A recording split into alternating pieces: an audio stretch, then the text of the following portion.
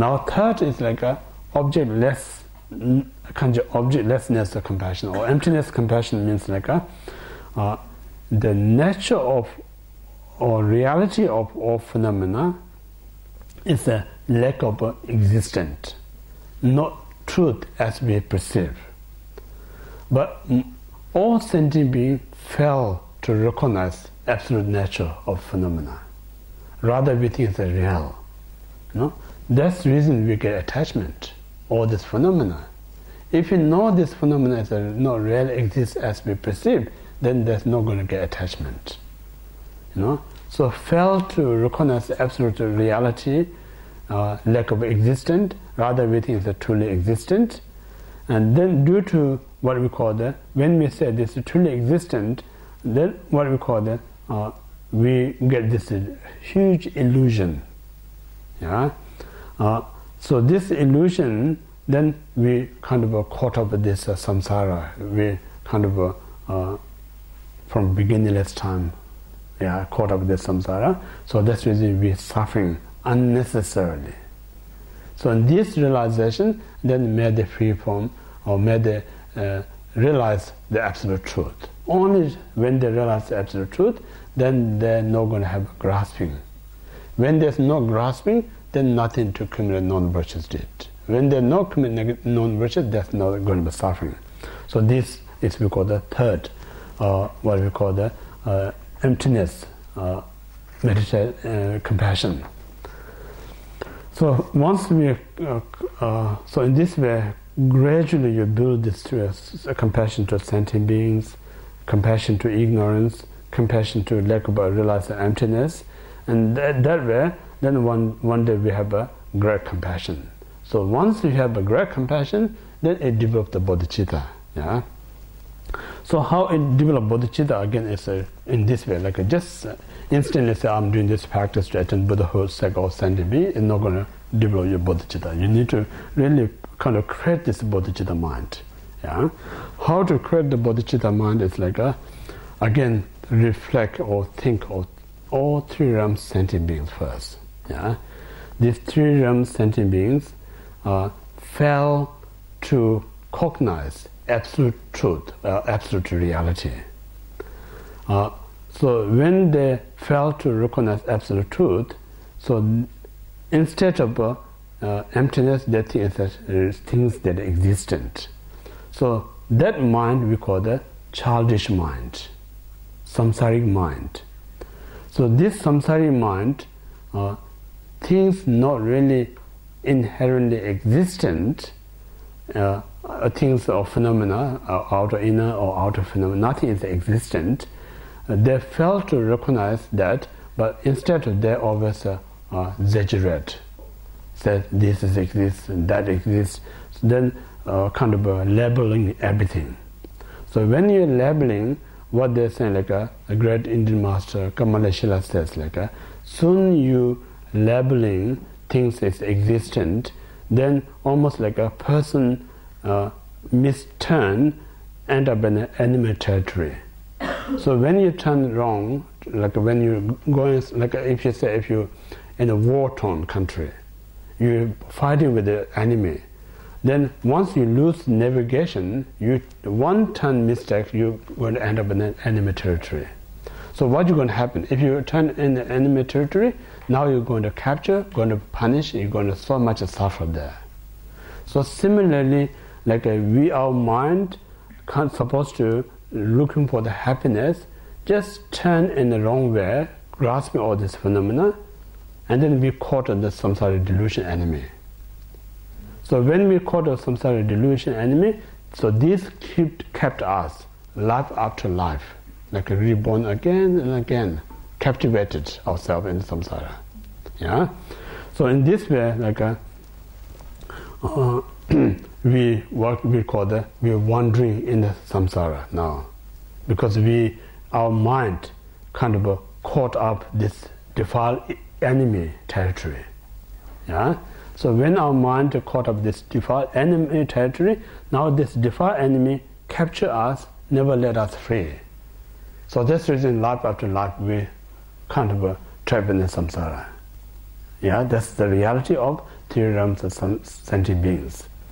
So when you realize that, now you think about how, like I said, your fellow army caught by this enemy.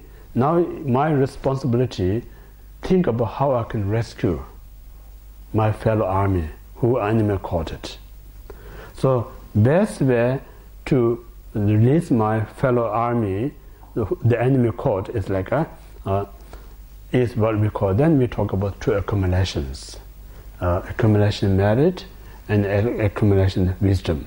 So accumulation merit means like what I need to do is like I spent material wealth and giving some kind of lump sums to release this fellow person.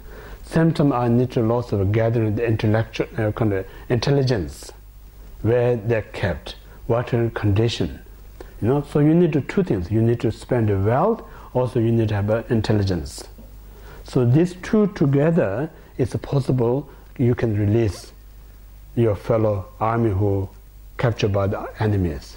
So similarly, our fellow sentient beings kept by this delusion enemy.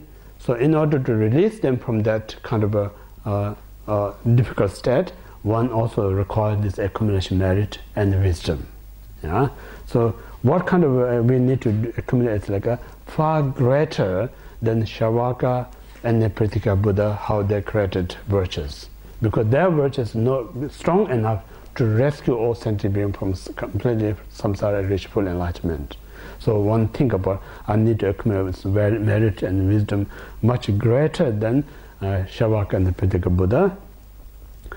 So in this way, then one day, first I need to obtain myself the full Buddhahood. Yeah? Once I fully attain Buddhahood, and then I need to turn wheel of Dharma. So real person who turns wheel of Dharma is only the Buddha, because we are just only his echo, his just shadow. We just try our best to talk our own level of understanding. We are not really turning wheel of Dharma. Real turning Dharma is the Buddha. Yeah? So in this way, I need to, all this purpose to attain Buddhahood. The turning wheel of Dharma is the rescue mission, rescue all sentient beings from samsara. Yeah? So that's the reason I yesterday mentioned non-virtuous, whatever we have committed, cannot wash by water. Non-virtuous, whatever you committed, cannot wipe out by the hands. Only you can purify this non-virtuous when you realize absolute reality. So in order to realize absolute reality, we need to requirement is the wisdom. In order to have the wisdom, one need to receive the wisdom. Like we talk about three stages of wisdom. Wisdom of study. That's the first thing. Without wisdom of study, you can't contemplate. Without contemplation, you're not going to have a meditative experience of wisdom. So in this reason, within the wisdom, one is the cause, other is the result. So in this way, we have to gradually. So that's the reason, like Buddha, when he taught, he not gave us the wisdom, but he gave us the idea how to develop wisdom. So that's the reason many of you heard many times from different teachers saying Buddha, the famous word is like this, I cannot give you enlightenment, but I can show you how to gain enlightenment. So that's how to gain enlightenment means every teaching that he given is navigating us, how to free us from samsara, reach enlightenment. So if we use his word, then through this word we can gain enlightenment, we can gain wisdom. Yeah. So that mind, what are we saying? Inspiration bodhicitta or wishing bodhicitta. So this is so important. If you go through in this way, then you're really cultivating bodhicitta. Without knowing this procedure, just say I'm doing this sadhana, attend Buddha, Sangha, Sandhi, it's just a word. It's still great benefit, it's a powerful and positive word. It's a imprint you. But if you read this with a more understanding the meaning, then it's become more reality. Yeah? Make sense or not? Huh? Okay, now next one is we call the engaging bodhicitta. So engaging bodhicitta means like not just want to attain Buddhahood, sake or sanctity, sake of that I'm going to do this practice. Sake of that I'm going to do this virtues.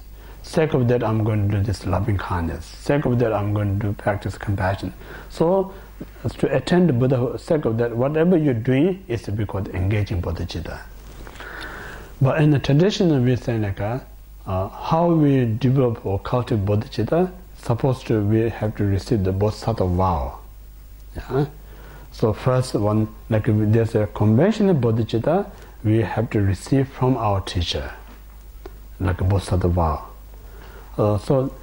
This in the Mahayana there's a two tradition, Madhyamaka tradition of bodhisattva vow and the Chittamatra tradition of bodhisattva vow. So both traditions are perfectly alright. Like the Madhyamaka tradition, Buddha to the Manjushri, and then also Minisakaba master lineage comes to. And the Chittamatra tradition is the Asanga, Mitra Buddha through the Asanga and the Minikadamba master. So all this kind of one can, both is equally alright. There's not one is better or other. So both traditions are perfect. So one needs to receive. Receiving is like a vow, means like a commitment. Yeah. So commitment. Once you have the commitment, then much faster to grow. Like I said, if you commit something, you will go and finish. If you not commit, it may take a long time. So commitment is like how to develop the conventional bodhicitta. But absolute bodhicitta, one cannot receive from others. Absolute bodhicitta, one have to develop through the meditation. So which is going to come later on. Yeah. So here's a conventional bodhicitta. Now, to further practice, then we talk about, yesterday I mentioned there's four things. In order to benefit others, practice loving kindness. In order to free others from suffering, practice compassion. In order for others, then attain Buddhahood, practice the bodhicitta. And then fourth is like we call the bodhisattva, training of the bodhisattva way of life. Fourth one is it. I'm not sure I mentioned it differently yesterday, but it really means like a training bodhisattva way of life, the fourth one, fourth topic. So now we're talking about the third one, bodhicitta. So this bodhicitta, first like a equalization bodhicitta, and then second is like a exchanging bodhicittas. Two things.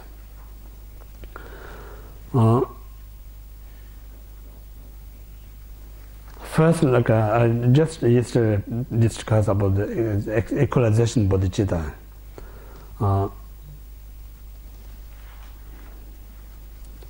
So exchanging bodhicitta is like